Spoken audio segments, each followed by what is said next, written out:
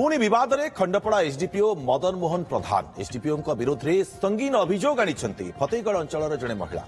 एक मामलार रफा दफा करने एसडीपीओ पाखक जाइए महिला जनक एसडीपीओ व्हाट्सएप रे अश्लील वार्ता पठाइबा सहित विभिन्न होटेल एवं निरोला स्थान को खराब उद्देश्य रखी डाकुथिबा नै अभियोग करिसेंती महिला एभलिकी महिला स्वामी को विभिन्न मिथ्या मामलें फसाइबाकू मध्य धमक देइसेंती एसडीपीओ एने महिला जनक डीजी निकट में लिखित अभियोग करिसेंती घटनार तदंत करी एसडीपीओ विरोध में कार्यानुष्ठान ग्रहण करने को दाबी होइछि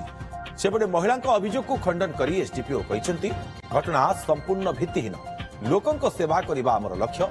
समस्त तदंत में मु सहयोग करी मत बारंबार टर्चर करुँच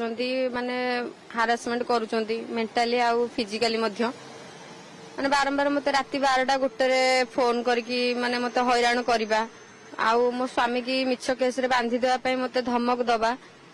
आउ ए सब माने मत बहुत माने एते जोर से खराब लगुच माने मु कहि भी पारु हम जो अभियोग आप करछन्ते जो अभियोग भित्तिहीन मिथ्या आपण जानिछन्ती समस्ते मो ऑफिस में महिला कर्मचारी अछन्ती मो सब डिविजन भी अनेक महिला कर्मचारी अछन्ती आपण देखु वृत्तिगत जीवन रे विभिन्न कथा आसो तार आम काम हम लोग केमती ठीक रे साहाଯ୍य कर से कथा देखिए।